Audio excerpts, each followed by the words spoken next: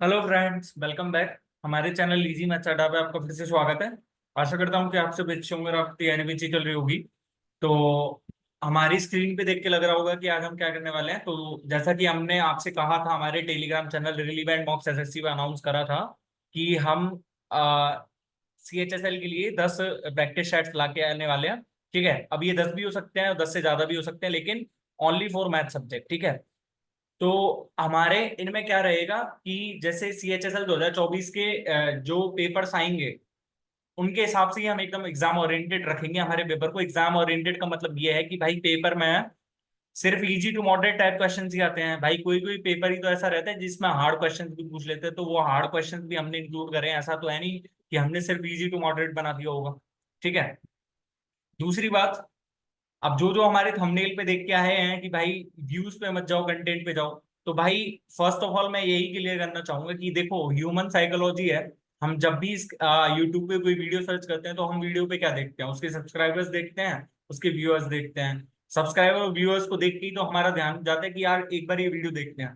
तो भाई अब ये बात बताओ, जिन्होंने नया चैनल खोला है तो उनके लिए तो यही होगा ना, उनके लिए ये बना पाना तो बहुत मुश्किल है। तो मैं ये कहना चाहूंगा कि जो जो बच्चे हमारे साथ, जो जो एस्पायरेंट हमारे साथ पहले से जुड़े हुए हैं मैथ्स की प्रैक्टिस सीरीज में, या फिर जिसके भी थ्रू ओलाई बोर्ड का सॉल्यूशंस के थ्रू या फिर प्रैक्टिस मॉक के सॉल्यूशंस के थ्रू, तो उनसे पूछ के देखो कि भाई यहाँ पे सॉल्यूशंस कैसे मिलते हैं, कैसे नहीं मिलते हैं। तो आज हम उसी सीरीज में एकदम एग्जाम ओरिएंटेड अप्रोच आपको बताएंगे। एग्जाम ओरिएंटेड अप्रोच का मतलब ये है कि जहां पे हम कम से कम टाइम लगाने का प्रयास करेंगे, कम से कम टाइम लगाने का प्रयास। भाई हाँ, हर क्वेश्चन में तो कम से कम टाइम लगता नहीं है। हर क्वेश्चन में यदि कम से कम टाइम लग जाता तो हर एक इंडिया में हर एक जो एस्पायरेंट होता वो या तो इनकम टैक्स इंस्पेक्टर होता है, एक्साइज इंस्पेक्टर होता। तो वो तो पॉसिबल है ही नहीं। ठीक है। तो भाई जैसे कि आपको क्या करना है, आपको सिर्फ हमारी वीडियोस के एंड तक बना रहना है। ठीक है। सेट 1 कर रहे हो तो सेट 10 तक बने रहे हैं, जितने भी सेट्स आएंगे उनकी कोई दिक्कत नहीं होनी चाहिए। जैसे कि आपको क्या करना है, आप यूट्यूब पे सुबह से शाम तक बहुत टाइम वेस्ट करते हो, तो जस्ट भाई 20 मिनट 30 मिनट देख लो इस वीडियो पे क्या जा रहा है। क्या पता कुछ अच्छा चीज पता चल जाए आपको। और अच्छी चीज पता चलेगी तो भाई ये भी मैं दावे के साथ कह रहा हूँ कि भाई मैथ्स को देखने का और मैथ्स को करने का तरीका सबसे यूनिक हो जाएगा इन वीडियोस को देखने के बाद। ठीक है। हमने एक मैथ्स की प्रैक्टिस सीरीज भी चला रखी है, वो मैं आपको बताऊंगा। तो आज से आप no time waste on YouTube. ठीक है। आपको क्या करना है, सिर्फ ये वीडियोस देखनी है और आप अपना जो है मैथ्स को करने का तरीका बदलना है। क्योंकि भाई सिलेक्शन 2024 के थ्रू ले लिया तो ले लिया, फिर उसके बाद में वैकेंसीज का कोई कुछ नहीं पता।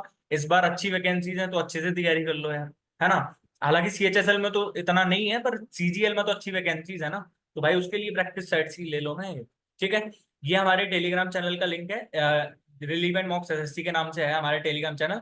यहाँ पे आपको सारी जो है PDF के सॉल्यूशंस मिल जाएंगे। ठीक है। अब सॉल्यूशंस से मेरा तात्पर्य ये है कि भाई यहाँ पे तो मैं सिर्फ प्रैक्टिस सेट करा रहा हूँ। जो जो नए नए बच्चे देखने वाले हैं इस वीडियो को, तो वो क्या कहेगा कि यार भैया ने प्रैक्टिस सेट ही तो कराया, किस चीज का सोल्यूशन मिल रहा है यहाँ पे।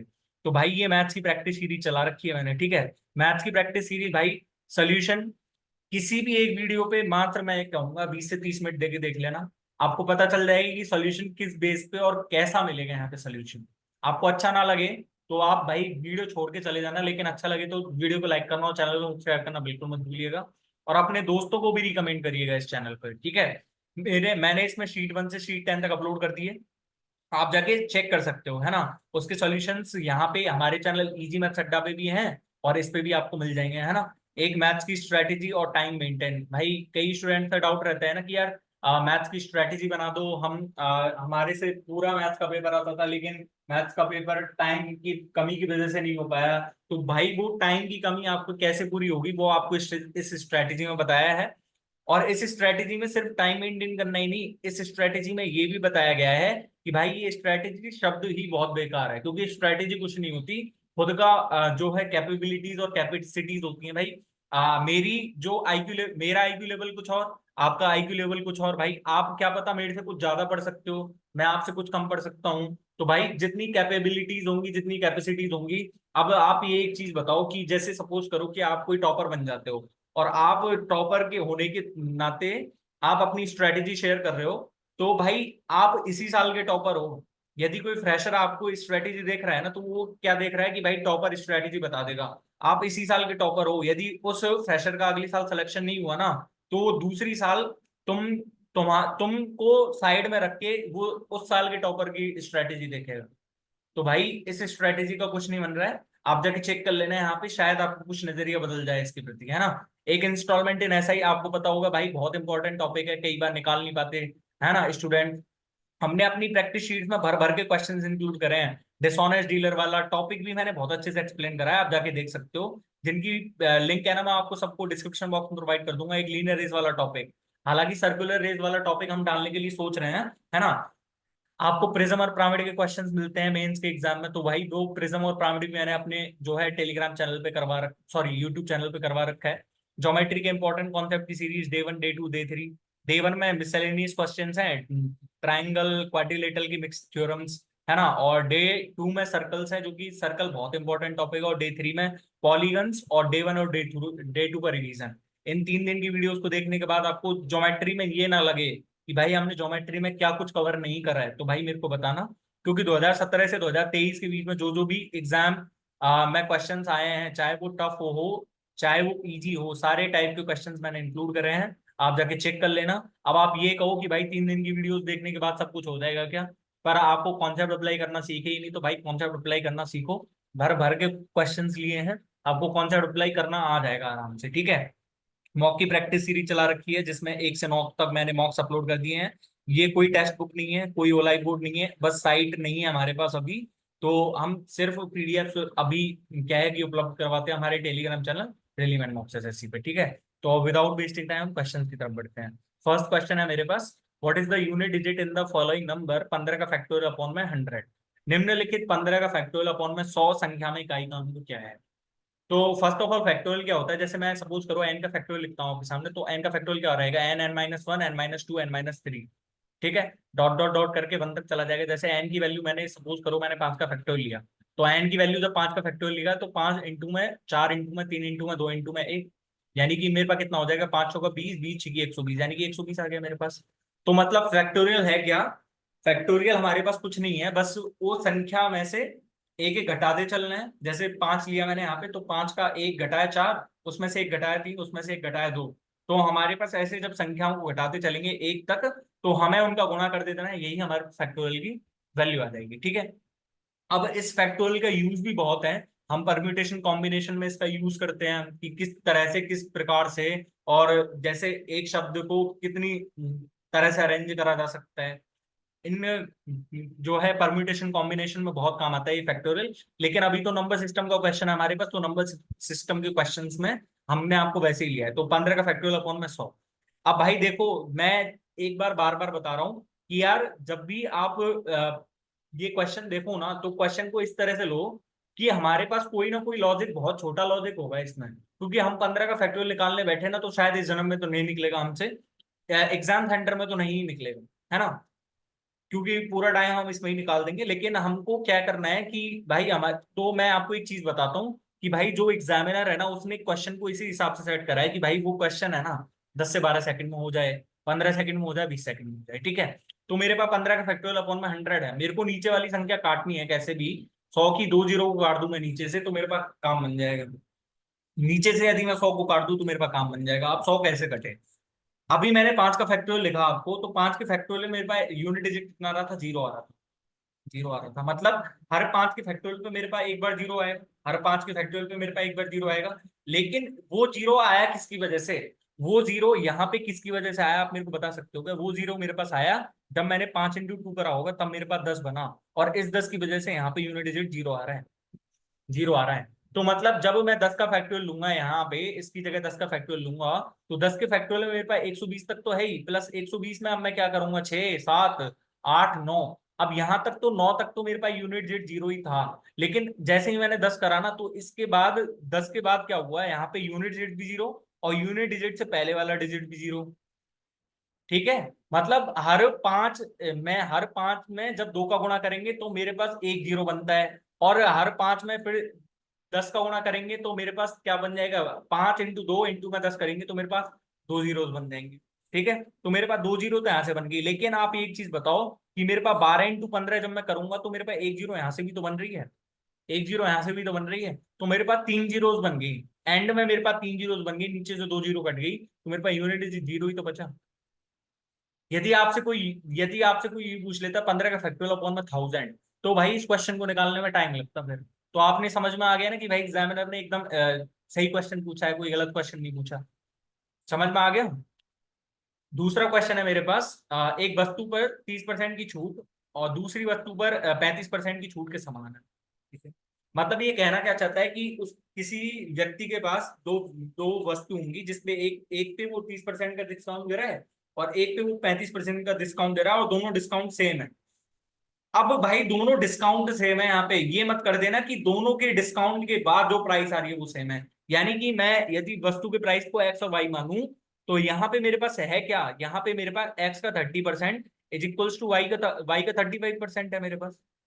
वाई का 35%, यही तो है ना मेरे पास। तो मेरे पास यहाँ से मैं क्या लिख सकता हूँ, एक्स की वैल्यू मेरे पास आ रही है यहाँ से 7:6, एक्स अपॉन में वाई इज इक्वल टू 7:6। भूल के भी ये मत लिख देना कि एक्स का 70% इज इक्वल टू वाई का 65%, ऐसा आप कम लिखते जब हमसे ये कहता कि after giving discount of 30% on one article और 35% on another article, then the price are same after the discount. जब डिस्काउंट के बाद सेम प्राइस होती तो हमारे पास लिखते 70% और 65%। ठीक है, अब मेरे पास एक्स और वाई की वैल्यू 7:6 में आ गई। लेकिन 7:6 में आया, मैंने ऑप्शन चेक करे तो ऑप्शन में मेरे पास क्या दिख रहा है कि अब ये 7:6 है, मतलब हिसाब से यदि देखा जाए तो मेरे पास एक्स की वैल्यू बड़ी होनी चाहिए और वाई का जो मार्किंग प्राइस है वो कम होना चाहिए। लेकिन ऑप्शंस क्या बता रहे हैं कि मेरे पास जो पीछे वाला है ना, तो वो पीछे वाला मेरे पास एक्स की वैल्यू है, क्योंकि एक्स की वैल्यू पीछे बड़े वाली एक्स की वैल्यू ही तो दे रखी है, पीछे वाले में ही तो दे रखे है मेरे को एक्स की वैल्यू बड़ी। तो अब यहां से चेक करो, मतलब ये मेरे पास किसका मल्टीपल होनी चाहिए, 6 का मल्टीपल होनी चाहिए पहली वाली संख्या, और दूसरी वाली संख्या 7 का मल्टीपल होनी चाहिए। तो मेरे पास 6 का मल्टीपल चेक करने का क्या क्या होता है, 2 से भी और 3 से भी। तो 2 से मल्टीप्लाई चेक करो इसका, तो देखो मतलब 2 से तो है, ये 3 का भी मल्टीपल है, तो ये 6 से मल्टीपल है। अब इसको 7 से मल्टीपल बनाने के लिए मेरे को क्या करना है, 7 का मल्टीपल है या नहीं है, 7 7 दूनी 14 और 7 पंजे 35, तो मतलब ये 7 का मल्टीपल नहीं है। ठीक है, ये तो मेरे पास 6 का ही मल्टीपल नहीं दिख रहा पहला वाला ऑप्शन तो, है ना। ये मेरे पास दिख रहा है कि अच्छा 7 और 4 11 है, 11 और 4 15 है। ठीक है, ये मेरे पास दिख रहा है 7 का मल्टीपल, और सॉरी 6 का मल्टीपल, और ये मेरे पास 7 का मल्टीपल है क्या, 7 एकम 7, 7 दूनी 14 है, और ये मेरे पास 7 का मल्टीपल दिख रहा है, तो मेरे पास यही ऑप्शन तो ठीक है। और 1526 में चेक करके देख लो, 6 दूनी 6 2 8 और 1 9 और 5 14, तो मेरे पास 6 का ही मल्टीपल। कितने सेकंड का क्वेश्चन था ये, यदि आपको रूल्स पता है। अरे आपको 7 के मल्टीपल का रूल्स नहीं भी पता है, 7 से डिवाइड का रूल नहीं भी पता है, पर आपकी कैलकुलेशन को तो इतना फास्ट रखो कम से कम कि भाई हम 7 का डिवाइड सीख पाए कि भाई 7 दूनी 14 है, बच गया 3, अब एक एक करने लगे तो भाई ऐसे कहां से करेंगे क्वेश्चन, बताओ। अब मेरे पास तीसरा क्वेश्चन है, a sum is divided among L M and N in the ratio 2:3, 1/2 और 3:4। तो मतलब मेरे पास यहाँ से एल एम और एन का रेशियो नहीं निकाल सकता क्या मैं, सीधा सीधा यहाँ से क्या हो गया मेरे पास, मैं देखो 2 3 और 4 है यानी कि 12 12 का गुणा कर दूं यदि मैं ऊपर, तो यहाँ पे कितना बार जाएगा, 4 बार, यानी कि मेरे पास ऊपर तो आ गया 8, दूसरी मेरे पास आ गया 6 और तीसरा मेरे पास आ गया 9। ठीक है, तो मेरे पास एल और एम एन का रेशियो इस रेशियो में था। भाई पार्टनरशिप के सिंपल क्वेश्चंस होते हैं ना, पार्टनरशिप का मतलब क्या होता है कि पार्टनरशिप में सिर्फ हमें ये ध्यान रखना है कि जिसका जितना ज्यादा इन्वेस्टमेंट उसका उतना ज्यादा प्रॉफिट, जितने जिसने जितना ज्यादा टाइम के लिए इन्वेस्ट करा होगा उसका प्रॉफिट उतना ज्यादा बन जाएगा। ठीक है, तो मेरे पास यहाँ पे यही तो है कि अब मेरे पास क्या कह रहा है, L further divided his complete share among P and Q in the ratio 5:6, 5/6 ratio 1:4। तो इसको सिंप्लीफाई करके मैं क्या लिख सकता हूँ, 12 से मल्टीप्लाई करूंगा तो यानी कि 10 रेशियो, मैं इसको क्या लिख सकता हूँ, 10:3। यानी कि उसने 8 को जब 10:3 से डिवाइड करा, 8 को 10:3 में, अब मैं पहले यहाँ पे ये 13 है, यहाँ पे ये 8 बन रहा है, तो मैं इसको 13 से मल्टीप्लाई कर दूं, कोई दिक्कत है क्या, यानी कि 104, 78 और 170 है। ठीक है, तो मेरे पास ये डिवाइड कैसे हो जाएगा पी और क्यू में, ये पी और क्यू में मेरे पास डिवाइड कैसे हो जाएगा, 80 और 24 में डिवाइड हो जाएगा, ये पी है ये मेरे पास क्यू हो जाएगा। Find the sorry when L compared the share he found that N got 975 more than M। भाई जिसमें शॉर्टेस्ट अप्रोच लगेगी उसी में तो बता पाऊंगा ना। अब ये मेरे पास N ने कितना ज्यादा प्राप्त करा है, उससे 39 प्राप्त, 39 की वैल्यू मेरे पास कितनी दी हुई है, 975, 39 दूनी 78, और ये मेरे पास 19 बच गया, 39 पंजे 195। ठीक है, तो मेरे पास 25 आ गया, यहाँ से find the share of P पूछ रहा है, तो पी का शेयर मेरे पास कितना हो जाएगा, 25 × 80, 2000 ही तो होगा। बशर्ते आपको पार्टनरशिप के कॉन्सेप्ट पता हो, बशर्ते आपको पार्टनरशिप के कॉन्सेप्ट पता हो, ठीक है। यहाँ पे कैलकुलेशन अच्छी होनी चाहिए, calculation plays a main role in your मतलब मैथ का स्कोर और समथिंग, ठीक है। अब यहाँ पे मेरे पास चौथा क्वेश्चन है, if in a triangle ABC sine A upon में ए, साइन बी अपॉन में बी, साइन सी अपॉन में C is equal to 1/10, then what is the radius of the circle circumscribing the triangle ABC. भाई मेरे पास sine A, sine B और sine C दिया हुआ है, sorry sine A, sine B और sine C दिया हुआ है, और मेरे को ये रिलेशन दिया है। तो ये रिलेशन देख के तो भाई मेरे को एक चीज समझ में आ जानी चाहिए कि रेडियस का जो सरकमस्क्राइब होता है तो वो हमारे पास फॉर्मूला क्या होता है। फॉर्मूला मेरे पास यही होता है ना एक का, तो जैसे मैं 2r की वैल्यू यहाँ से निकाल लूँ, सॉरी आर की वैल्यू यदि मैं यहाँ से निकलवाऊँ आपसे, तो आर की वैल्यू मेरे पास क्या होती है, ए अपॉन में 2 साइन है बराबर बी अपॉन में 2 साइन बी बराबर सी अपॉन में 2 साइन सी। तो मेरे पास यहां से ये वैल्यू तो पढ़ी होगी ना आपने। अब ये मत कहना कि भाई ये वैल्यू हमने बिल्कुल नहीं पढ़ी है, तो भाई ये वैल्यू जब नहीं पढ़ी है तो आप पढ़ के आइए दोबारा से। मेरे पास यहाँ से सीधा सीधा से एक रिलेशन होता है ना, ए बराबर 2 आर साइन ए। यहाँ से मैं ए की वैल्यू को ऐसे भी तो निकाल सकता हूँ ना। आपने सरकम जो रेडियस का फॉर्मूला तो पढ़ा होएगा ना, पढ़ा होएगा ना। तो मेरे पास यहाँ से जब ये रिलेशन दे रखा है तो ये रिलेशन जस्ट इसका उल्टा ही तो है। यानी कि मेरे पास यहाँ से आर की वैल्यू मैं लिखूंगा तो ए अपॉन में साइन है मेरे पास कितना हो जाएगा, 10 हो जाएगा। 10/2 इज इक्वल टू आर की वैल्यू मेरे पास 5 सेंटीमीटर ही तो है। बशर्ते आपको क्या कॉन्सेप्ट पता रहना चाहिए, ये वाला कॉन्सेप्ट आपको पता रहेगा। तो आपके पास कितने सेकंड का क्वेश्चन था ये, कितने सेकंड का क्वेश्चन था, मात्र 7 से 8 सेकंड का क्वेश्चन नहीं था क्या ये? मैंने टाइमर बताया था इसमें 18 मिनट, 18 मिनट से ज्यादा आपने लिए तो भाई आपको प्रैक्टिस की सख्त जरूरत है। बुरा लगे चाहे आपको, ये मत कहना कि भैया आपने तो कर रखा है इसलिए आप तो ये कह रहे हो 18 मिनट वगैरह वगैरह। भाई यदि नहीं 18 मिनट ले रहे हो ना, सही बता रहा हूँ भाई, बहुत प्रैक्टिस की जरूरत है, प्रैक्टिस। ठीक है।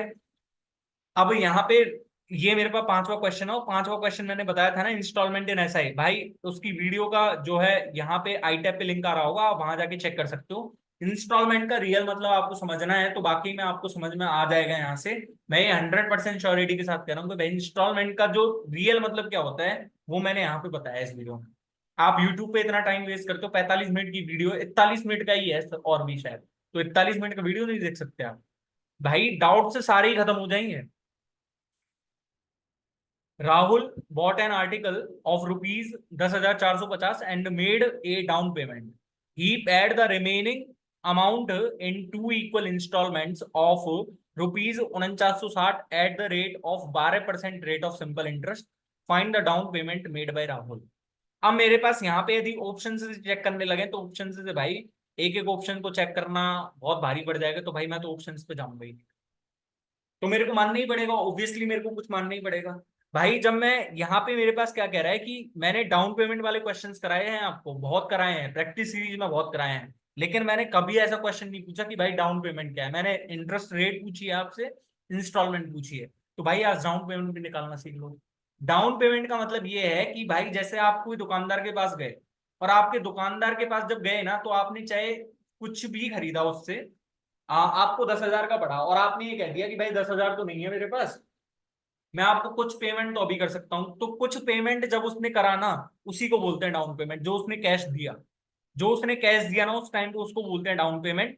अब उसने जब वो कैश दे दिया वहां पे, मान लो सपोज करो उसने 10,000 में 2,000 दे दिया उसको, तो भाई ये 2,000 दे दिया उसने, तो 8,000 की जब वो इंस्टॉलमेंट बनवा लेगा, 8,000 रुपए की इंस्टॉलमेंट सी तो बनाई, तो 8,000 पे ही तो लगेगा ब्याज। अब भाई को 2,000 पे ब्याज थोड़ी लगेगा, सिंपल रेट की, जो सिंपल इंटरेस्ट की रेट चाहे कुछ भी है उसके पास, लेकिन वो 2,000 पे ब्याज थोड़ी लगेगा, उसका 8,000 पे ब्याज लगेगा। तो मैंने क्या करा, मैंने इंस्टॉलमेंट को डी मान, सॉरी डाउन पेमेंट को ना मैंने डी मान लिया, लेट एक्स मान लिया, चलो एक्स। तो मेरे पास यहाँ पे ब्याज लगने वाला पैसा कितना बच गया, 10,450 माइनस में एक्स। और कितने ईयर के लिए बन रहा है वो, कितने ईयर के लिए बन रहा है वो 2 ईयर के लिए बन रहा है, और 12% की रेट ऑफ इंटरेस्ट है। तो मेरे पास 12% की रेट ऑफ इंटरेस्ट है, यानी कि 24% हो जाएगा मेरे पास, 24%। तो मेरे पास यहाँ से अमाउंट कितना हो जाएगा, अमाउंट अमाउंट जो मेरे को वापस करना रहेगा उसको 2 साल के बाद, यदि मैं 2 साल के बाद उसको इंस्टॉलमेंट में ना देके यदि ऐसे देता, तो मेरे पास अमाउंट कितना रह जाता, अमाउंट मेरे को चुकाना पड़ता 24%, यानी कि 31/25 चुकाना पड़ता मेरे को। अमाउंट इतना ही तो चुकाना पड़ता ना भाई मेरे को, क्योंकि मेरे पास 25 जो, इसको मैं ऐसे तो लिखूंगा 6/25, यानी कि प्रिंसिपल मेरे पास यदि 25 है तो मेरे को चुकाना कितना है, उसको 31 चुकाना है, इज इक्वल्स टू। अब मैंने आपको जब इंस्टॉलमेंट पढ़ाई थी तो इंस्टॉलमेंट में मैंने आपको एक चीज बताई थी कि भाई जब उसने फर्स्ट ईयर के एंड पे इंस्टॉलमेंट दी उसने 4960, जब उसने फर्स्ट ईयर के लिए इंस्टॉलमेंट दी, तो मेरे को एक चीज बताइए, उसने दूसरे ईयर के लिए कुछ दिया है क्या उस पे ब्याज? मान लो आपने 8,000 की इंस्टॉलमेंट, 8,000 बच गए थे ना आपके पास, 8,000 में से मान लो आपने 3,960 की उसको इंस्टॉलमेंट दे दी। 3,960 की इंस्टॉलमेंट उसने आपने फर्स्ट ईयर के एंड में दे दी। जब आपने 3,960 की इंस्टॉलमेंट फर्स्ट ईयर के एंड में दी, तो उस जो पैसे है 3,960 पे सिर्फ एक ईयर का ब्याज लगा है एक्स्ट्रा, एक ईयर का एक्स्ट्रा ब्याज लगा है। और 4960, फिर आपने जितनी भी दूसरी ईयर की इंस्टॉलमेंट दी है तो उस पर कुछ ब्याज ही नहीं लगा, क्योंकि उस पर तो आपने सीधा सीधा चुकाया है ना उसको। तो भाई मैं यहां से क्या कह सकता हूं कि मेरे पास यहाँ पे कितना आएगा, यहाँ पे मेरे पास एक तो आ जाएगा 4960 प्लस 4960 कितना हो जाएगा, 9920 प्लस 4949 कितना हुआ, 98, 98 और एक 99 और 20, 99 20, ठीक है। लेकिन 4960 पे 12% का ब्याज भी तो लगा है, 12% का ब्याज ही तो लगा है। तो मतलब मेरे पास यहाँ से क्या होती है, जो अमाउंट चुकाना होता है, amount is equals to total installment plus installment, वो इंस्टॉलमेंट जिसपे मैंने ब्याज नहीं दिया। तो वो इंस्टॉलमेंट जिसपे मैंने ब्याज नहीं दिया है वो 4960 का 12% ही तो है। 4960 का 10% मेरे पास कितना हो जाएगा, 496। 496 और 2% यदि मैं निकालूंगा इसका 4900, सॉरी 496 अपॉन में, अपॉन में 5 और कर लो इसके नीचे, तो मेरे पास यहाँ से कितना आ जाएगा, ये पन्नाम 45, और ये मेरे पास कितना आ गया, पन्नाम 45.2, यानी कि 99.2।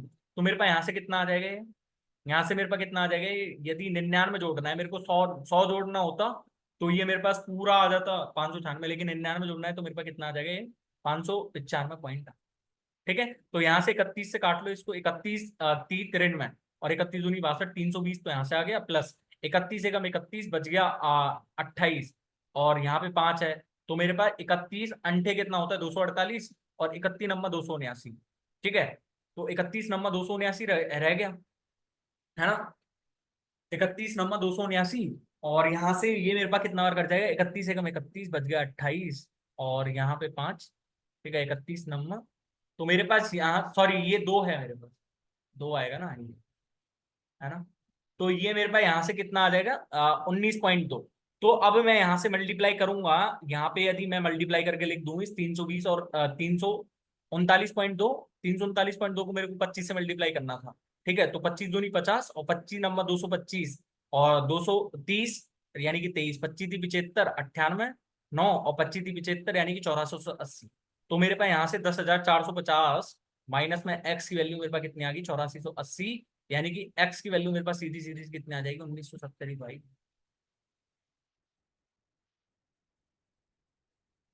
ठीक है, ये आपको ऐसे निकालना था डाउन पेमेंट, ठीक है।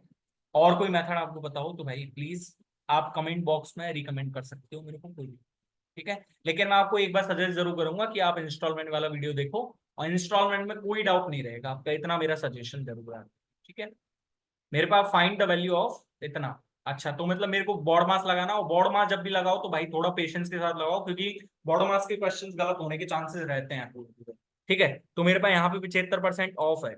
जब मेरे पास 75% ऑफ है लेकिन पहले ब्रैकेट आ गया मेरे पास, तो पहले ब्रैकेट सॉल्व करूंगा मैं। तो 75% कितना होता है, 3/4 ऑफ, ये मेरे पास 100 है अंदर, प्लस 45 × 70 भाग 43 ऑफ 5।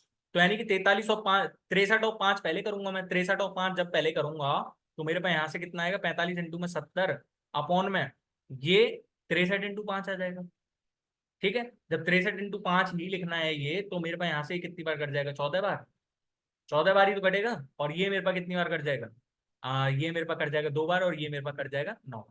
ठीक है, 7 से काटा है मैंने बस, और इसको यहाँ से 5 से काट दिया, तो मेरे पास अल्टीमेटली बचा क्या, 3/4 ऑफ, ये मेरे पास 100 प्लस 5 दूनी 10, ठीक है, 10 और प्लस में 10, ये भी तो आ गया ना मेरे पास 10 बार, है ना।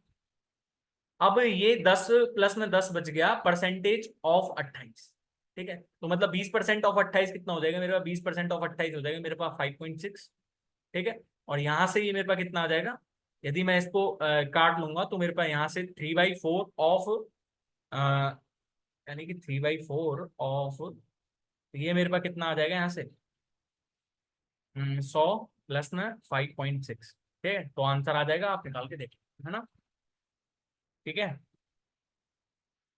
सातवां क्वेश्चन है, after travelling 333 kilometre a train meet with an accident and it becomes 119 upon में 789 of its actual speed and therefore reaches 4 hours late. भाई ऑब्वियस सी बात है कि भाई एक ट्रेन जा रही थी अपने स्टेशन पे, अपनी डेस्टिनेशन प्लेस पे जा रही थी, लेकिन उसका बीच में एक्सीडेंट हो गया। जब एक्सीडेंट हुआ तो उसके कुछ पार्ट्स खराब हो गए होंगे, यानी कि उसकी स्पीड है ना जो एक्चुअल स्पीड से थोड़ी कम हो गई। तो भाई ये क्वेश्चन तो बड़ा आसान है, मतलब मैं यहां से ये कहना चाहूंगा कि यदि एक ट्रेन यहां से यहां है, मतलब एक ट्रेन यहां से यहां जा रही है ए से बी की तरफ, लेकिन ए से बी की तरफ जब वो जा रही है तो उसने 333 किलोमीटर चल लिया, 333 किलोमीटर चल लिया, और 333 किलोमीटर चलने के बाद यहां उसका क्या हो गया, एक्सीडेंट हो गया, एक्सीडेंट हो गया। तो उसकी जो स्पीड है ना, वो स्पीड कितनी रह गई उसकी, 119 ही रह गई है, 119 ही रह गई। और यहां से यहां तक की उसकी स्पीड कितनी थी, 789 थी, 789। ठीक है, इस कारण वो कितना लेट पहुंची है, 4 आवर्स लेट पहुंची, 4 आवर्स लेट। ठीक है, अब ये हमसे यह कह रहा है, if this accident had occurred after travelling 111 kilometre more than the train would have been late by 3 hours. मतलब यदि यही एक्सीडेंट 444 किलोमीटर आगे जाके हुआ होता, 444 किलोमीटर आगे जाके हुआ होता, तो मतलब 444 किलोमीटर मैंने यहाँ पे लिख दिया, है ना। जब ये 444 किलोमीटर आगे हुआ होता तो मेरे पास कितना आ रहा है, ये 3 आवर्स लेट पहुंच रही है, 3 आवर्स लेट पहुंच रही है। तो भाई ये 1 घंटे कैसे बचा लिया उसने, मतलब पहले वो 4 आवर्स लेट थी, अब वो 3 आवर्स लेट है, तो भाई मेरे को बताओ ना 1 घंटे कैसे बच गया। ये 1 घंटे यहाँ बचाया है उसने कि भाई अब वो जो एक्सीडेंट है ना, वो 111 किलोमीटर और चलने के बाद हुआ है। यानी कि यदि 111 किलोमीटर पहले हो गया होता तो उस वो 4 आवर लेट ही थी, पर वो 111 किलोमीटर और चल ली, फिर उसके बाद एक्सीडेंट हुआ है उसका। जब उसकी एक्सीडेंट 111 किलोमीटर बाद हुआ है, मतलब और जो 111 किलोमीटर चला है ना उसने, वो 789 से ही चला है यहाँ पे।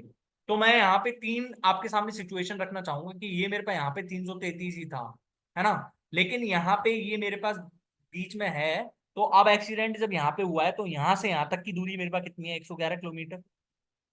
इस 111 किलोमीटर में यहाँ पे उसकी अभी स्पीड क्या ही है, उसकी स्पीड अभी भी 789 ही है यहाँ पे भी।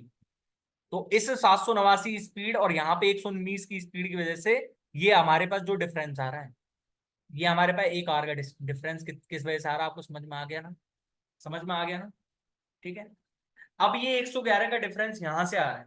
तो भाई अब मैं आपसे सिर्फ एक चीज पूछना चाहूंगा यार, सिर्फ एक चीज, कि भाई मेरे पास यहां से यदि स्पीड पूछी होती, स्पीड पूछी होती, यदि ये मेरे पास स्पीड है तो मेरे पास टाइम कितना हो जाएगा, टाइम यहाँ पे 789 था, यहाँ पे 119 था। ठीक है, तो ये 1 घंटे का डिफरेंस मेरे पास कितना आ जाएगा, 660, और उसकी वैल्यू मेरे को कितनी दे रखी है, 1 आवर दे रखी है। तो यहां से जो मेरे को निकालना नहीं है, क्योंकि निकालूंगा तो मैं भाई बहुत लंबा मेरे पास टाइम दीजिएगा इसके लिए। और मतलब स्पीड क्यों नहीं पूछी है, उसके पीछे रीजन यही है कि भाई ये बहुत डेसिमल में जा रहा है, समथिंग समथिंग बहुत बड़ा हो रहा है। ठीक है, लेकिन आपको क्या पूछ रहा है, दूरी पूछ रहा है कि भाई ट्रेन ने कितना चला है, तो ट्रेन ने कितना चला है वो पूछ रहा है। मैं आपसे सिर्फ ये पूछना चाहूंगा कि जब वो 111 किलोमीटर और चल गई, जब उसने 111 किलोमीटर और चल लिया तो उसने 1 आवर बचा लिया अपना, 1 आवर बचा लिया। मतलब यदि वो एक्सीडेंट 111 किलोमीटर बाद हुआ होता तो वो देख लो बचा रही है ना 1 आवर तो। पर मेरे को क्या बचाना है, मेरे को 4 आवर बचाने, मेरे को लेट नहीं करनी वो ट्रेन। मतलब लेट नहीं करने का मतलब ये है कि वो एक्सीडेंट मैंने यहीं स्टेशन पे जाके करवाया है, स्टेशन पे जाके डेस्टिनेशन प्लेस पे जाके, तो ट्रेन के साथ कुछ भी हो हमको क्या मतलब। पर वो टाइम पे पहुंच गई, यहाँ पे टाइम पे पहुंच गई, मतलब ये 4 घंटे भी मैंने बचा लिया। तो मेरे को 4 घंटे और बचाने हैं, इस 4 घंटे बचाने के लिए मेरे को कितना किलोमीटर और चलाना पड़ता है इसको, 444 किलोमीटर चलाना पड़ता। जब यहां से यहां तक मेरे को 444 किलोमीटर चलाना था, और यहां से यहां तक वो 333 किलोमीटर चल चुकी थी पहले ही, तो टोटल डिस्टेंस कितनी है उसकी, 777 किलोमीटर ही तो है। ठीक है, नहीं समझ में आया तो दोबारा वीडियो देखो, बहुत बड़ी वीडियो बच जाएगी, इस वजह से मैं दोबारा टाइम नहीं ले सकता इस पे। ठीक है, आठवां क्वेश्चन है मेरे पास, cos 34 upon 1 plus sine 34 is equal to cot 3 theta plus में 23, then find the value of theta. ठीक है, तो मेरे पास यहाँ पे थीटा की वैल्यू पूछ रहा है, और यहाँ पे सिर्फ मेरे को कॉस 34 दिया हुआ है, और यहाँ पे 1 प्लस में साइन 34 दिया हुआ है। यहाँ पे मेरे पास कोई तरीका नहीं है, बस जो डिनोमिनेटर में लिख रहा है ना, डिनोमिनेटर में 1 प्लस साइन 34 लिख रहा है। जब ये डिनोमिनेटर में 1 प्लस साइन 34 लिख रहा है ना, तो मेरे पास एक फॉर्मूला याद आता है मेरे को, कि 1 प्लस साइन टू थीटा क्या रहता है, 1 प्लस साइन टू थीटा की वैल्यू क्या होती है, यदि आपको बताओ तो साइन थीटा प्लस में cos theta whole square. Sine theta plus में कॉस थीटा का होल स्क्वायर। भाई हर चीज के पीछे लॉजिक रहता है। जब ये लॉजिक मैंने यहाँ पे लगाऊंगा तो मेरे पास यहाँ पे कितना है, ये 1 प्लस में 2 साइन 17, मतलब यानी कि ये मेरे पास क्या लिख रहा है, 1 प्लस में 2 साइन 17 इंटू में कॉस 17, यही तो लिख रहा है मेरे पास। जब ये 1 प्लस में 2 साइन 17 कॉस 17 लिख रहा है मेरे पास, यानी कि साइन 17 प्लस में कॉस 17 का होल स्क्वायर।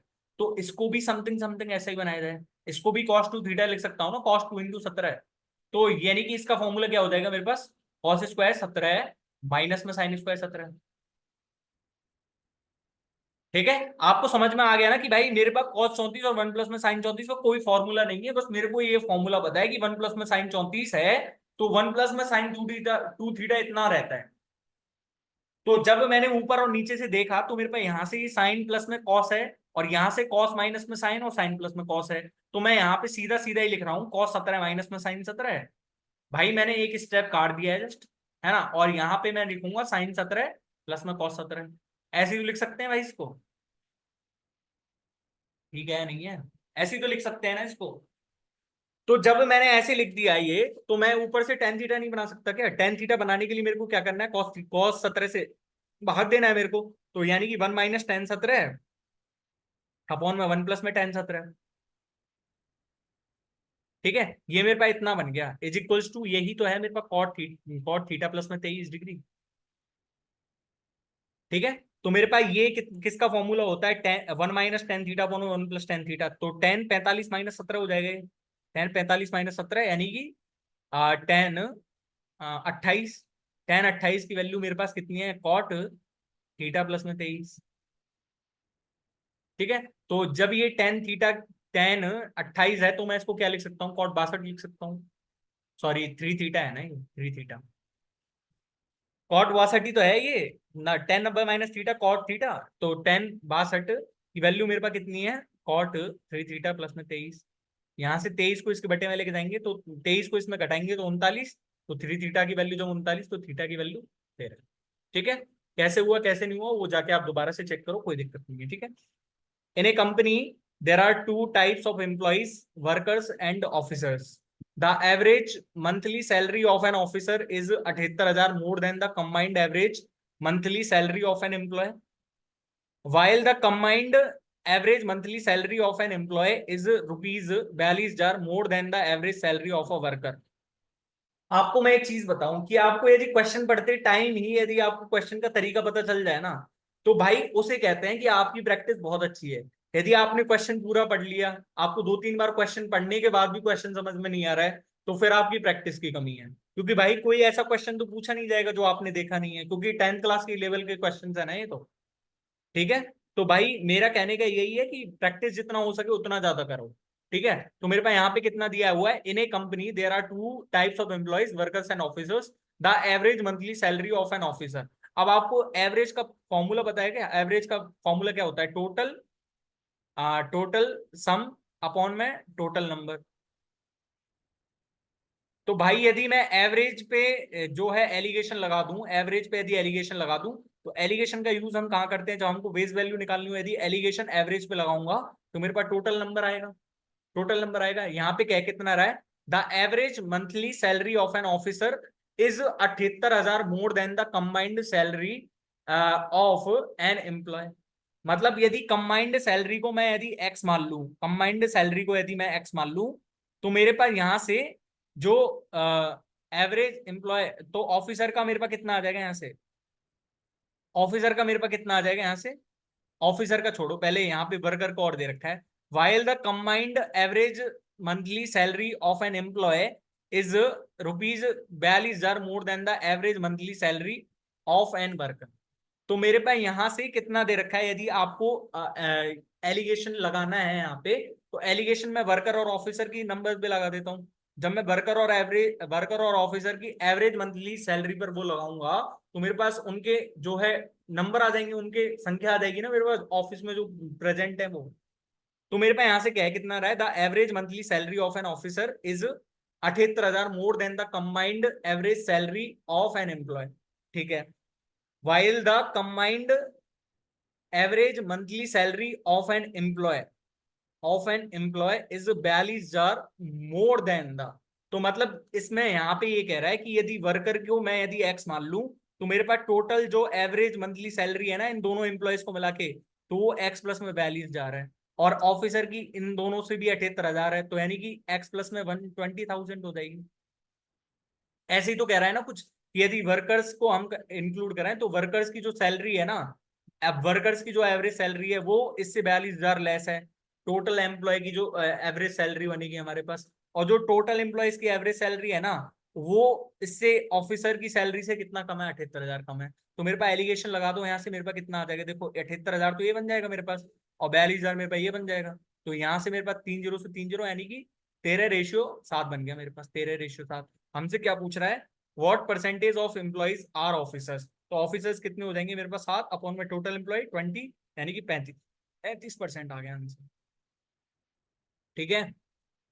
अच्छा, 10वां क्वेश्चन है, इफ साइन की पावर 4 थीटा प्लस में 3 कॉस की power 4 theta is equal to 2 है, then find the value of इतना। आपको एक फॉर्मूला तो बहुत अच्छे से पता होगा, यहाँ पे एक फॉर्मूला साइन स्क्वायर प्लस में कॉस स्क्वायर की वैल्यू मेरे पास कितनी होती है, 1 होती है। तो किसी भी प्रकार से मैं इसको यदि 1 नहीं बना सकता क्या, मैं इसको ऐसे भी तो लिख सकता हूँ ना, मैं 3 का डिवाइड करके लिखूं तो मेरे पास 3 sin² थीटा और इनटू में sin² थीटा। अब भी तो ये 6 sin की पावर 4 थीटा ही है ना, मतलब 2 का डिवाइड करके तो 3 sin की पावर 4 थीटा होगा, प्लस में 3/2 cos² थीटा इनटू में cos² theta is equals to 1। मतलब यदि ये मेरे पास यहां से इसको और इसको हटा देता तो मेरे पास ये sin² प्लस में cos² 1 ही रहता। यानी कि यदि मैं यहाँ से क्या लिख सकता हूँ, 3 sin² की वैल्यू मेरे पास कितनी है, 1 है, और यहाँ से 3/2 cos² की वैल्यू मेरे पास कितनी है, 1 है।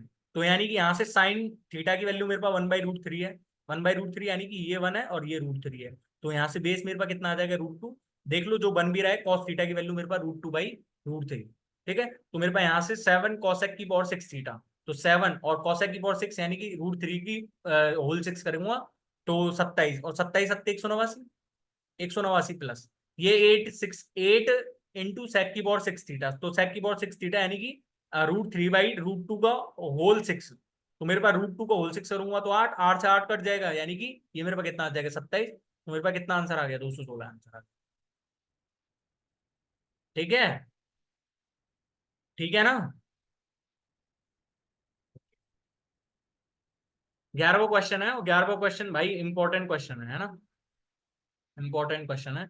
इफ पी एक्स प्लस में Q Y is equals to 1, Q X plus में P Y is equals to 2 P Q, then find the value of x² plus में y² p² प्लस में q।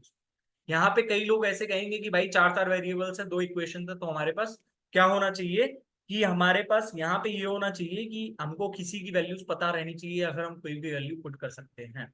जब आप कोई भी वैल्यू पुट करने की सोचोगे ना तो भाई कॉम्प्लिकेशन बहुत बढ़ जाएंगी। तो मेरा सजेशन यही है कि ऐसा कोई क्वेश्चन हो, सिंपल सा क्वेश्चन दे रखा है, बहुत सिंपल सा क्वेश्चन, यदि मैं मेरे पास सिर्फ ऐसे क्वेश्चन में आपको कुछ नहीं देखना, लेकिन आपको यदि ये चीज पता है कि यहाँ पे 1 दिख रहा है और यहाँ पे 2 pq अपन में p² प्लस में q² दिख रहा है, मतलब यहाँ से मेरे को एक चीज क्लियर है, यदि मैं इनको दोनों को ऐड करूंगा तो मेरे पास p प्लस में q का होल स्क्वायर बनेगा ऊपर, और यदि मैं दोनों को घटाऊंगा 1 माइनस में ये, तो मेरे पास यहाँ पे p माइनस में q का होल स्क्वायर बनेगा ऊपर। यानी कि मैं यहाँ से क्या कर रहा हूँ कि मैं एक बार तो जोड़ रहा हूँ और एक बार घटा रहा हूँ इस समीकरण को। जब मैं एक बार जोड़ रहा हूँ ना इस समीकरण को, तो मेरे पास यहाँ से देखो पी एक्स और पी वाई, यानी कि यहाँ से पी प्लस में क्यू बन रहा है मेरे पास एक तो, और यहाँ से मेरे पास बन जाएगा एक्स प्लस में वाई। भाई स्टेप्स को काटना सीखो, मनी मन में जब आप करोगे, देखो तो यहाँ पे मेरे पास पी एक्स है पी वाई है, पी इंटू में एक्स प्लस में वाई, क्यू है यहाँ से एक्स प्लस में वाई, तो पी प्लस में क्यू एक्स प्लस में वाई। अब यहाँ से 1 प्लस में पी 2 pq अपॉन में p² प्लस में q², यानी कि ऊपर क्या बनेगा मेरे पास p प्लस में q का होल स्क्वायर अपॉन में p² प्लस में q²। यानी कि मेरे पास x प्लस में y की वैल्यू मेरे पास कितनी आ गई, यहाँ से p प्लस में q अपॉन में p² माइनस में p² प्लस में q²। अब यहाँ से x माइनस वाई की वैल्यू तो सीधे सीधे लिख सकते हो ना, x माइनस वाई की वैल्यू मेरे पास p माइनस में q अपॉन में p² प्लस में q²। अब समझ में आ गया कि मेरे पास यहाँ से दोनों को ऐड करूंगा तो मेरे पास x की वैल्यू कितनी आ जाएगी, यहाँ से x की वैल्यू आ जाएगी मेरे पास p अपॉन में p² प्लस में q²। आप चेक करके देख लो। आपको इतना ज्यादा टाइम क्यों लग रहा है, क्योंकि p² प्लस में q² डिनोमिनेटर सेम है, और डिनोमिनेटर सेम है तो सिर्फ हमको जो है न्यूमरेटर्स को सॉल्व करना है, न्यूमरेटर्स को 2p, तो यहाँ पे 2x भी तो है तो 2 से 2 कट जाएगा। तो मेरे पास y की वैल्यू कितनी आ रही है, q अपॉन में p² प्लस में q² घटा दिया ना पहले क्वेश्चन में दूसरा। तो अब मेरे पास पूरा टोटल समझ में आ गया कि मेरे को अब स्क्वायर करना है और दोनों को जोड़ना है। जब स्क्वायर करके जोड़ूंगा तो मेरे पास क्या बनेगा, ऊपर ऊपर मेरे पास बन रहा है पी स्क्वायर प्लस में क्यू स्क्वायर अपॉन में पी स्क्वायर प्लस में क्यू स्क्वायर का होल स्क्वायर इनटू में ये पी स्क्वायर प्लस में क्यू स्क्वायर है, क्योंकि यहां से मैं इसकी वैल्यू निकाल रहा हूँ सीधा सीधा। ठीक है, तो मेरे पास ऊपर भी पी स्क्वायर प्लस में क्यू स्क्वायर का होल स्क्वायर है, यानी कि ये से पूरा कट गया ना, मेरे पास सीधा सीधा वन आंसर ही तो आ गया। भाई हर क्वेश्चन तो ऐसा रहेगा नहीं ना कि भाई आपके पास चुटकी बजाते हो जाए, हर क्वेश्चन तो ऐसा नहीं रहेगा, कोई भी क्वेश्चन तो आएगा ना थोड़ा अच्छा। ठीक है, मेरे पास 12वां क्वेश्चन है। The average of 24 numbers is 56, the average of first 10 numbers is 71.7 and that of the next 11 numbers is 42, the next 3 numbers are in the ratio. ठीक है, what is the average of 22nd and 24th numbers. भाई मेरे को एक चीज बताओ यहां से, फर्स्ट ऑफ ऑल मैं आपको एक चीज देना चाहूंगा सजेशन, कि आपको एवरेज ओवरलैपिंग और एवरेज में डेविएशन क्या होता है और एवरेज में एलिगेशन क्या होता है, ये आपको चीजें पता होनी चाहिए। यदि आप यहां तक वीडियो में बने हुए हो तो यहाँ पे आपको एक आई टैब पे आ रहा होगा, आई टैब पे आपको एवरेज ओवरलैपिंग वाला कॉन्सेप्ट पूरा दिख रहा होगा, डेविएशन भी समझा है उसमें, एलिगेशन भी समझा है, वो वीडियो जरूर देख लेना। कोई डाउट रहेगा नहीं, इतने गारंटी के साथ कह रहा हूं। ठीक है, तो द एवरेज ऑफ 24 नंबर से 56, ठीक है, एवरेज 24 नंबर का 56 है, लेकिन फर्स्ट 10 का मेरे पास कितना है 71.7, यानी कि मेरे पास 71.7 है, तो मेरे पास डेविएशन कितना है यहाँ पे मेरे पास डेविएशन कितने का आ रहा है, मेरे पास 15.7 का डेविएशन आ रहा है। तो 15.7 का डेविएशन आ रहा है, यानी कि मेरे पास 157 का डेविएशन तो फर्स्ट वाले में दिख गया, क्योंकि एक पे आ रहा है ये डेविएशन तो 15.7 का, तो 10 नंबर पे मेरे पास कितने का डेविएशन हो जाएगा 157 का। And that of next 11 number से 42, यानी कि एक एक पे मेरे पास डेविएशन कितना आ रहा है -14 का, तो मेरे पास टोटल डेविएशन कितना हो जाएगा -154 का। तो मेरे पास यहां से टोटल डेविएशन मेरे पास कितना आ रहा है 3 आ रहा है। इन 21 नंबर से मेरे पास 3 का डेविएशन आ रहा है, +3 का डेविएशन। तो आपने यदि डेविएशन ढंग से पढ़ा हो, मीन में डेविएशन क्या होता है, आपको मीन में डेविएशन समझना है तो भाई कॉन्सेप्ट देखो पहले। हमको डेविएशन +3 का आ रहा है, लेकिन बाकी 3 है, तो बाकी 3 में हमारे पास यदि डेविएशन -3 का होगा तभी तो मेरे पास 56 आएगा ना एवरेज। भाई हमारे पास डेविएशन तो 0 होना चाहिए ना, तभी हमारे पास बैलेंस हो गए एवरेज, तभी तो आ सकता है हमारे पास 56। यानी कि जो बाकी 3 पे मेरे पास डेविएशन आएगा वो मेरे पास -3 का आएगा, -3 का डेविएशन आएगा, यानी कि मैं क्या कह सकता हूं कि मेरे पास एक का डेविएशन कितना आएगा -1। तो मेरे पास इन तीनों नंबर्स का एवरेज कितना आ गया, एवरेज मेरे पास इन तीनों का नंबर का कितना आ गया 56 माइनस में 1 इज इक्वल्स टू 55। 55 आ गया ना मेरे पास डेविएशन इनका। जब इनका डेविएशन मेरे पास 55 है तो मेरे पास यहां से इनकी वैल्यूज कितनी है, मेरे पास इनका सम कितना आ जाएगा मेरे पास 165। अब इनका रेशियो मेरे को कितना दे रखा है, इनका रेशियो 2:3:3:12 है, तो मतलब मैं यहां से कितना लिख सकता हूं इसको 6:4:5, यानी कि 15 की वैल्यू मेरे पास 165 है। तो मेरे पास यहां से 1 की वैल्यू कितनी हो जाएगी, 1 की वैल्यू मेरे पास 11 आ जाएगी, और मेरे को क्या चाहिए 26 और 24, यानी कि 6 और 5 11 है, और 11 × 11 121, 121/2 60.5 सीधा सीधा सा आंसर। ठीक है, 60.5 सीधा सीधा सा आंसर है मेरे पास, है ना। ठीक है, आपको समझ में आ गया ना कि भाई डेविएशन क्यों 0 होना चाहिए, क्योंकि डेविएशन यदि 0 नहीं रहा तो मेरे पास एवरेज है ना, वो एवरेज अब नॉर्मल हो जाएगा, मतलब एवरेज 56 नया रहेगा, कुछ और चला जाएगा जब डेविएशन 0 नहीं होगा तो। ठीक है, आपको डेविएशन यदि समझ में आ गया ना तो भाई एवरेज के क्वेश्चन बहुत नॉर्मल होते हैं डेविएशन से, ये और बता रहा हूँ। ठीक है, अच्छा अब लीनियर रेस वाला जो है क्वेश्चन आ गया, लीनियर रेस का टॉपिक बहुत अच्छे से करा हुआ है, मैंने कराया हुआ है इसी चैनल पे भाई, सारे की सारे जो इजी और जो इंपॉर्टेंट टॉपिक्स है ना वो मैंने अपने चैनल पे कराए हुए हैं, आप जाके देख लो। जितने भी टॉपिक्स कराए हुए हैं उन टॉपिक्स को पढ़ने के बाद आपको कोई डाउट रहे उसमें से, आप जो बुरा से बुरा कमेंट जानते हो ना वो करना मेरे भी, पर आपको समझ में आ गया हो तो भाई चुपचाप आगे बढ़ते रहना और पढ़ाई करते रहना। ठीक है, in a linear race of 500 meter A beats B by 50 meter, in other race of 600 meter B beats C by 60 meter, by how much distance will A beat by C in 400 meter. तो first of all तो मैं इसका आपको कोई short method बताता हूं, तो देखो शॉर्ट मेथड मेरे पास क्या है यहाँ पे शॉर्ट। मेरे पास 500 मीटर है एक ही, है ना, इनका टाइम यहाँ पे सेम था, टाइम यहाँ पे सेम था, क्योंकि जितने टाइम में यदि ए ने 500 मीटर चला है तो उतने टाइम में बी ने 450 मीटर चला है, यानी कि जब टाइम सेम है तो मेरे पास स्पीड का जो रेशियो होगा वही डिस्टेंस का रेशियो होगा। वही स्पीड का रेशियो होगा, वही डिस्टेंस का रेशियो होगा। तो मतलब मैं यहां से कितना कह सकता हूँ, जब ए ने 500 मीटर चलाया है तो बी ने 450 मीटर चलाया है। यानी कि मैं यहां से एक चीज देख पा रहा हूँ कि जो ए बी की स्पीड है ना, वो ए का कितना है, 9/10 टाइम्स है। यानी कि यदि ए की स्पीड चाहे कुछ भी है, ए की स्पीड को मैंने ए मान ली, तो ए की, अब बी की स्पीड कितनी हो जाएगी मेरे पास, 9/10, ए का 9/10, ये मेरे पास कितनी, किसकी स्पीड है, बीज स्पीड, बीज स्पीड। ठीक है। और यहां से जब ये मेरे पास बी की स्पीड है, लेकिन यहां पे क्या कह रहा है कि an another 600 metre race B beats C by 60 metre. यानी कि फिर से यदि सी की स्पीड देखी जाए, सी ने कितना चला है 540 मीटर, तो सी की स्पीड कितनी है फिर से बी की 9/10 है। तो यानी कि ये टोटल कितना है मेरे पास, टोटल है ये मेरे पास सी की स्पीड है, सी की स्पीड है। अब ए ने चाहे कितना भी चला है, हमको क्या पता, why how much distance will beat A beat C by in 400 metre race. तो मतलब एक ही जगह यदि मैं 400 रख दूं, एक ही जगह 400 रखूंगा, तो मेरे पास देखो दो जीरो कट गई, यानी कि 81, 81 चौका कितना हो जाएगा, 324 मीटर। यानी कि ये सी ने 324 मीटर चला है जब ए ने 400 मीटर चला है। तो यानी कि ए ने कितने से हराया उसको, 76 मीटर से। ये सबसे शॉर्टेस्ट मेथड था। ठीक है। अब भाई लॉन्ग मेथड भी तो आना चाहिए हमारे पास। फर्स्ट ऑफ ऑल यहाँ पे क्या कितना रहा है, ए और बी है। ए ने जब 500 मीटर चला तो बी ने कितना चला, बी ने 450 मीटर चला। और अनोदर रेस में क्या कह रहा है कि बी ने जब 600 मीटर चला तो सी ने कितना चला है, सी ने 540 मीटर चला है। भाई मेरे पास चाहे कुछ भी है, यहां से कुछ भी है, लेकिन मैं यहां से सिर्फ एक चीज जानता हूं कि भाई यहाँ पे बी की स्पीड इतनी है और बी की स्पीड यहाँ पे इतनी है, तो भाई बी की स्पीड तो सेम कर लो। भाई यहाँ पे देखो टाइम सेम है, पूरी लीनियर रेस में मैंने बताया था जब तक टाइम के बारे में कोई चर्चा नहीं है तब तक टाइम को सेम मान के चलना है, क्योंकि यहाँ पे टाइम सेम ही है ना। ए ने 450 मीटर से हरा दिया है, 50 मीटर से बी को हरा दिया है, 50 मीटर से हराने का मतलब बी ने 450 मीटर चला है जब ए ने 500 मीटर चला। तो यानी कि इसकी स्पीड यहाँ पे 450 है, इसकी स्पीड यहाँ पे 600 है, तो इसकी स्पीड को सेम करो। इसकी स्पीड को सेम करने के लिए मैंने क्या करा कि यहाँ पे भी मैंने इसको 600 बना लिया। 600 बनाने के लिए मेरे को क्या करना पड़ेगा, 4/3 से मल्टीप्लाई करना पड़ेगा।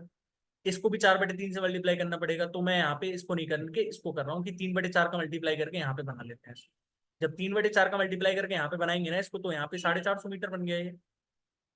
और यहाँ पे 3/4 का मल्टीप्लाई करूंगा तो 135 आ जाएगा, 135 दूनी 270, हाँ ठीक है, 135 आ जाएगा ना। और 135 किया कितना होता है मेरे पास, 100 100 100 300, यानी कि 405।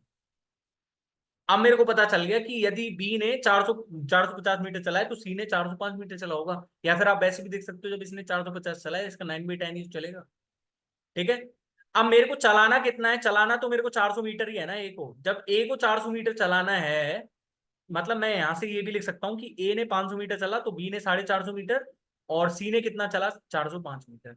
लेकिन मेरे को चलाना तो 400 मीटर ही है। 400 मीटर यानी कि इसका 4/5 चलाना है, इसका 4/5 यानी कि ये 400 चल गया, और इसका 4/5 निकालूंगा तो 81 चौका कितना हो जाएगा मेरे पास, 324 मीटर। 4/5 यानी कि पहले 5 का डिवाइड करो, 81, 81 चौका कितना हो जाएगा मेरे पास, 324। अब भी तो मेरे पास 76 मीटर ही आंसर है। ठीक है। 14वां क्वेश्चन और मोस्ट इंपॉर्टेंट क्वेश्चन है, डेफर्स वाली वीडियो में मैंने समझाया हुआ है, डेफर्स का लिंक भी यहाँ पे आई टैब पे आ रहा होगा, आप जाके देख सकते हो। ठीक है। In a quadrilateral ABCD the bisectors of A and B meet at O and the angle AOB is equal to 64 degree. Then find the value of C plus में D। C प्लस में D की value कितनी होती है मेरे पास, 128 degree. सीधा सीधा सा आंसर आ जाएगा। आपको आंसर यदि पता है, सॉरी मतलब यदि कॉन्सेप्ट पता है, तो 4 से 5 सेकंड का क्वेश्चन। लेकिन कॉन्सेप्ट भी तो आना चाहिए ना, हम आपको कुछ बताने के लिए तो बैठे हैं। कॉन्सेप्ट प्रीवियस ट्रेंड में बहुत सारे क्वेश्चंस तो नहीं कहूंगा, लेकिन पूछे गए इससे क्वेश्चंस। ठीक है। मेरे पास कोई क्वाड्रिलेटरल, कैसा भी क्वाड्रिलेटरल हो, for any quadrilateral, for any quadrilateral. ठीक है। यहाँ पे ए है, यहाँ पे बी है, और यहाँ पे सी है, और यहाँ पे डी है मेरे पास, है ना। मैंने क्या करा कि इसको यहाँ से ये खींचा मैंने। ठीक है। ये मेरे पास 64 डिग्री है, और ये मेरे पास क्या था, ये मेरे पास इसका बाइसेक्टर था, और ये इसका बाइसेक्टर था। मतलब मेरे पास यहां से देखो, ये मेरे पास एक ट्राइंगल बन गया एओबी। एओबी ट्राइंगल में ये मेरे पास कितना है, A/2 है, और ये मेरे पास कितना है, B/2 है। जब A/2 है, ये B/2 है, तो मैं यहां से कितना ले सकता हूँ, A/2 प्लस में B/2 प्लस में 64 की वैल्यू मेरे पास 180 है। तीनों ट्राइंगल्स का सम कितना होता है, 180 डिग्री ना। 180 को उधर लेके, 64 को इधर लेके जाऊंगा तो A प्लस में B/2 कितना हो जाएगा मेरे पास, 116 है। यानी कि A प्लस में B मेरे पास कितना हो जाएगा, 232। और क्वाड्रिलेटरल्स के चारों कोणों का सम कितना होता है? 360। जब ये 360 होता है और ये दोनों 232 आ गए, जब ये दोनों 232 आ गए, तो ये दोनों कितने बचे? 128 ही तो बचे। ठीक है, 15वां क्वेश्चन है। और मैं आपको चाहूंगा कि एक क्वेश्चन आता है लेकिन आपको कमेंट करना है, कमेंट योर आंसर्स। ठीक है, आपको मैं बार बार कह रहा हूं कि यदि आपको ये डेटा तब पढ़ना है जब इस क्वेश्चन का समझ में नहीं आए, लेकिन आपको सीधा क्वेश्चन पे पढ़ना है। यहाँ पे देख लो, डेटा यहीं पे दिया हुआ है सारा कुछ, कि नीली रेखा क्या दर्शा रही है, ऑरेंज वाली क्या दर्शा रही है। ठीक है, मेरे पास 16वां क्वेश्चन आ गया। और 16वां क्वेश्चन बड़ा इजी सा क्वेश्चन है, लेकिन मैं करा देता हूँ। तो एक्स की वैल्यू मेरे पास कितनी है? कॉस स्क्वायर 45 1/2 यानी कि 3 प्लस में 2x साइन 60 यानी कि 2x√3 हो जाएगा मेरे पास, 2x√3/2। तो यानी कि माइनस में ये मेरे पास कितना हो जाएगा? 1/3। और माइनस में 4 cot 25 cot 65, यानी कि इसको मैं tan 25 लिख सकता हूँ, यानी कि ये 4 है मेरे पास, इज इक्वल टू 0। ठीक है, 3 माइनस में 4 1। तो यानी कि x की वैल्यू मेरे पास यहाँ से कितनी आ जाएगी? Okay okay okay okay, right right. मेरे पास यहाँ से इफ x की वैल्यू, अबे नहीं यार, ये तो क्वेश्चन ही गलत है, क्योंकि भाई ये मेरे को 0 दे रखा है, तो मेरे को 9x की वैल्यू फाइंड करनी है यहाँ से। ठीक है, तो मेरे पास यहाँ से ये कितना है? ये मेरे पास 0 है ओवरऑल, है ना? तो मैं यहाँ से कितना लिख सकता हूँ? देखो, x√3 माइनस में 1/3 की वैल्यू मेरे पास कितनी है? 1 है। यानी कि x√3 की वैल्यू मेरे पास कितनी आ गई यहाँ से? 4/3। यानी कि x की वैल्यू मेरे पास 4/3√3। ठीक है, तो मेरे पास x की वैल्यू कितनी आ जाएगी? 9x की वैल्यू कितनी आ जाएगी? 4√3 तो आएगी। ठीक है ना?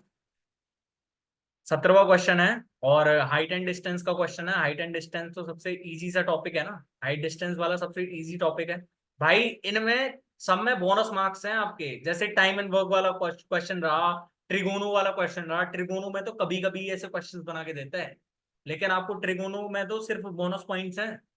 ठीक है, the angle of elevation of a tower of height 200 metre from a point which is at a distance of 200/√3 from towers fort is theta. तो मेरे पास ये थीटा है, ये मेरे को 200 मीटर दे रखा है इसकी हाइट। ठीक है, और ये मेरे को 200/√3 दे रखी है। तो मेरे पास यहां से क्या पूछ रहा है? Find the supplementary pair of theta. Find the supplementary pair of theta, तो मतलब भाई जब ये 200 है, ये 200√3, ये 200/√3 है, यानी कि मैं यहाँ से क्या कह सकता हूँ? यदि ये 1 दे रखा है तो ये मेरे को 1/√3 दे रखा है। 1/√3 यानी कि ये 30 है मेरे पास, ये मेरे पास कितना हो जाएगा? 60 हो जाएगा। तभी तो इसके सामने का आता है ना मेरे पास, ये 1√3। और ये आपने पढ़ा होगा ना, यदि 60 डिग्री के सामने 1 है, 60 डिग्री के सामने 1 है, तो 30 डिग्री के सामने 1/√3। और इसके सामने कितना हो जाएगा फिर मेरे पास? 2/√3। ठीक है, तो मेरे पास यहाँ से क्या पूछ रहा है? मेरे को समपूरक पूछ रहा है इसका। 60 का समपूरक कितना होता है मेरे पास? 120 डिग्री। ठीक है, सप्लीमेंट्री पूछ रहा है, कॉम्प्लीमेंट्री पूछा होता तो मेरे पास 30 डिग्री आ जाता आंसर, है ना? 18वां क्वेश्चन है, इफिशियंसी ऑफ, भाई बोनस मार्क्स, बोनस मार्क्स की जो टॉपिक्स है ना वो यही है। ठीक है, efficiency of pipe P is half of the efficiency of pipe Q and efficiency of Q is half of the efficiency of pipe R। हमारे पास टाइम एंड वर्क और पाइप एंड सिस्टम में एक ही तो चीज है, कि हमारे पास number of days is equals to 1/में एफिशिएंसी वगैरह वगैरह, आपको पता होगा। Total work is equals to number of days in total efficiency. हमारे पास यही तो होता है। बाकी प्रैक्टिस शीट्स में मैं हर एक क्वेश्चन, हर एक सेट में आपको कम से कम 2 क्वेश्चन लेता हूँ, आप जाके चेक कर सकते हो, वहां से आपका पूरा रिवीजन भी हो जाएगा। ठीक है, तो मेरे पास आर क्यू है और पी है। तो मेरे पास आर की एफिशिएंसी क्यू से डबल है, और क्यू की एफिशिएंसी पी से डबल है, यानी कि 2 और 1 मैंने ऐसे मान लिया। ठीक है, इट टेक्स 3:3/7 आवर्स, यानी कि 7×3 = 24/7 hours to fill the tank when 3 pipes are opened together. Find the time taken by P to fill the tank. तो मेरे पास 24/7 आवर्स लिए इन्होंने भरने में। भाई 24/7 आवर्स का मतलब मेरे को यहां से समझ में आ गया, 1 2 3 और 4 7, 7 से डिवाइड करा है, यानी कि उसका जो टोटल था ना टैंक में भरना था, उसको 24 यूनिट ही भरना था, यानी कि टोटल यही है मेरे पास। ये मेरे पास टोटल ये है। ये मेरे पास टोटल क्यों है? क्योंकि यहाँ पे 7 से ही डिवाइड कर रखा है, और 7 ही इनकी एफिशिएंसी का योग आ रहा है। तो मेरे पास 24 है टोटल, तो मेरे को 24 टोटल को कितने भर देगा? पीएलओ 24 आवर्स में तो भरेगा, क्योंकि उसकी एफिशिएंसी तो एक ही है ना। 19वां क्वेश्चन है, the perimeter of base and total surface area of cuboid is 86 centimetre and 1760 centimetre respectively. मेरे पास यहां से कितना दे रखा है, 2 × L+ में बी इज इक्वल्स टू, मेरे पास 86 सेंटीमीटर है, यानी कि यहाँ से L+ में बी मेरे पास कितना आ रहा है, 43। यानी कि मेरे पास L की वैल्यू यहाँ से कितनी आ रही है, 25 सेंटीमीटर, क्योंकि बी की वैल्यू मेरे को कितनी दी हुई है, 18 सेंटीमीटर दी हुई है ना। ठीक है, तो मेरे पास टोटल सरफेस एरिया का फॉर्मूला लगाना है, और टोटल सरफेस एरिया के फॉर्मूले आ जाएंगे मेरे पास। तो टोटल सरफेस एरिया क्या रहता है, 1760 is equals to 2 LB plus में BH प्लस में HL। तो यहाँ से 2 का करूंगा तो 880 is equals to L B यानी कि 25 × 18, 18×5 = 90, और 18×2 = 36, यानी कि 450, 450 प्लस में ये मेरे पास 43 H बन जाएगा, क्योंकि एक बार बी से गुणा करना है, एक बार एल से गुणा करना है एच को। तो मेरे पास 880 माइनस में 450 करूंगा तो मेरे पास 430 is equal to 43 H। H की वैल्यू मेरे पास कितनी आ गई, 10 सेंटीमीटर। ठीक है, सीधा सीधा सा फॉर्मूला अप्लाई करना था, ऐसे ही क्वेश्चन आते हैं एग्जाम में। ठीक है, अब इंपॉर्टेंट क्वेश्चन आ गया थोड़ा सा, क्योंकि प्रिज्म और पिरामिड बहुत इंपॉर्टेंट टॉपिक्स हैं, कई बार क्वेश्चंस आ जाते हैं तो स्टूडेंट से बनते नहीं है। ठीक है, ये तो इजी सा क्वेश्चन ले लिया है, यदि कोई अच्छा क्वेश्चन बना के दे दिया तो पसीने छूट जाएंगे, इतना मैं गारंटी के साथ कह रहा हूँ। ठीक है, तो प्रिज्म वाला टॉपिक आपको पढ़ा दिया है हमारे इसी चैनल इजी मैथ्स अड्डा पे, उसका आई टैब पे यहाँ पे लिंक भी आ रहा होगा, आप चेक कर सकते हो वहां पे। ठीक है, the base of solid right prism of height 10 centimetre is a square and its volume is 160 centimetre cube. तो यानी कि A² × H दे रखा है मेरे को, हाइट इंटू में जो सरफेस एरिया रहता है वही तो रहता है मेरे पास वॉल्यूम। तो मेरे पास volume A² H equals to 160 है, यानी कि A² की वैल्यू मेरे पास 16, यानी कि A की वैल्यू मेरे पास 4 सेंटीमीटर। ये मेरे पास किसकी है, साइड ऑफ द स्क्वायर, क्योंकि जो बेस है उसका स्क्वायर ही तो है, और स्क्वायर का एरिया मेरे पास कितना रहेगा, भुजा का square. What is the total surface area of prism, total surface area मेरे पास कितना रहता है, टोटल सरफेस एरिया मेरे पास कितना रहता है, sorry, base area into 2 plus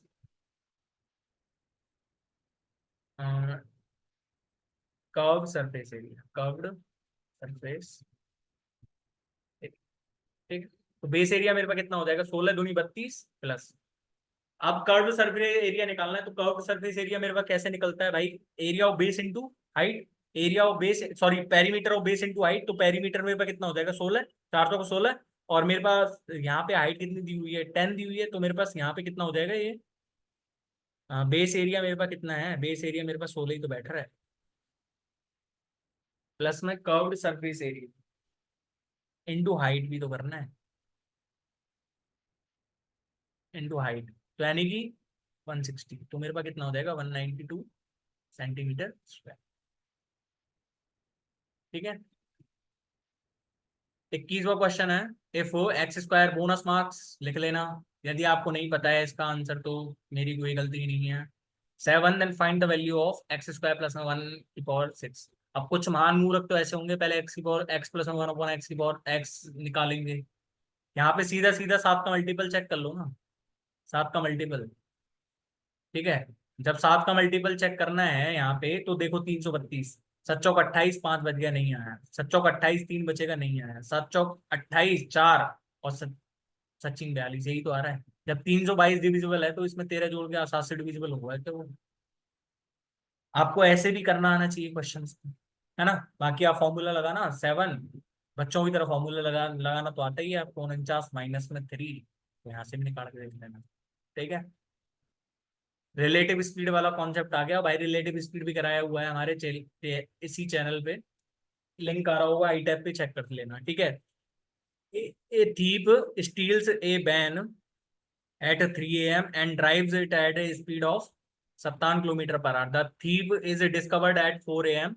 and the owner starts the chase with another van at a speed of 76 km/h. At what time will he catch the thief?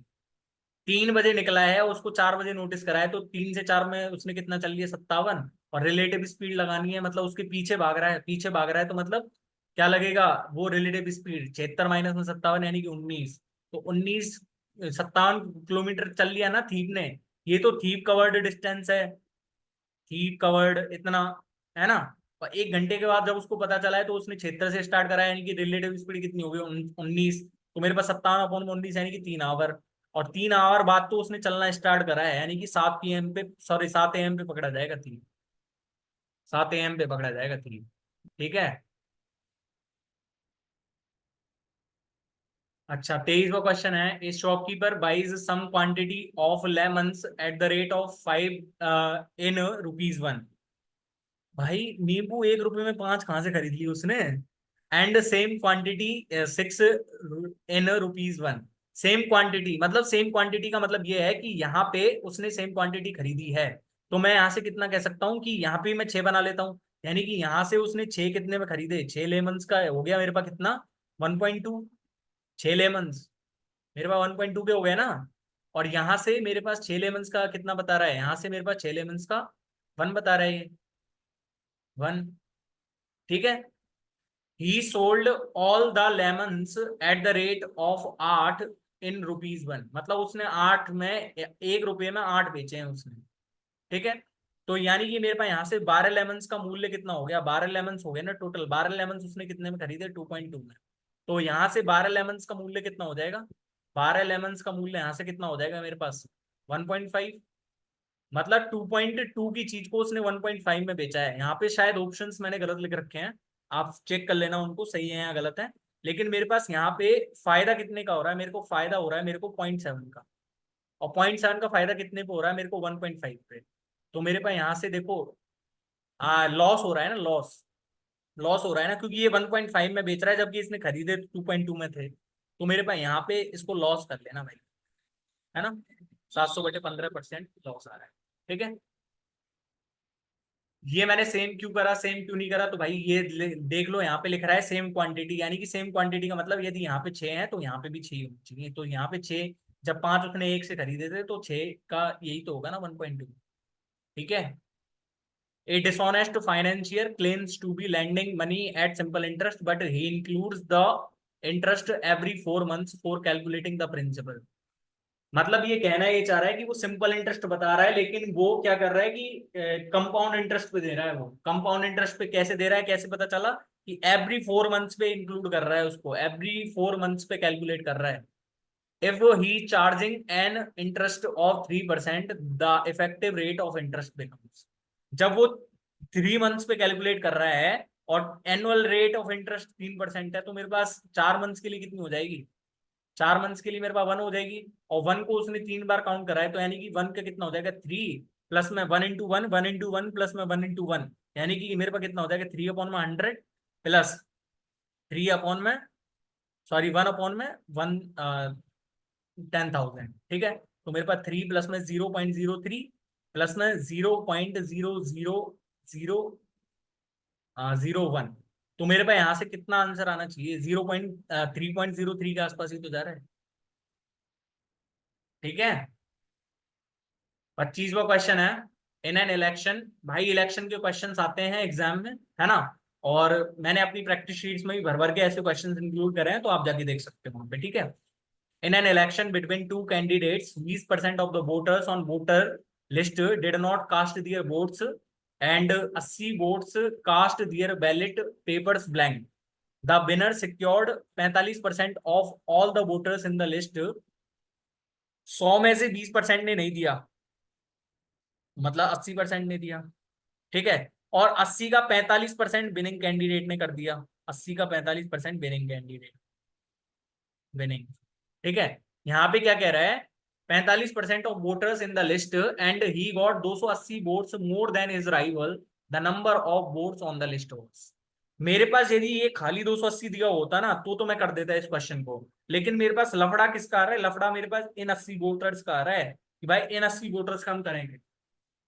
In 80 voters ने अपना जो wallet है ना वो खाली दिया है। मतलब यदि खाली नहीं दिया होता और वो राइवल साइड में चले जाते, मतलब यदि वो लूजर कैंडिडेट की साइड चले जाते, तो लूजर कैंडिडेट पहले कितने से हार रहा था, 280 से हार रहा था।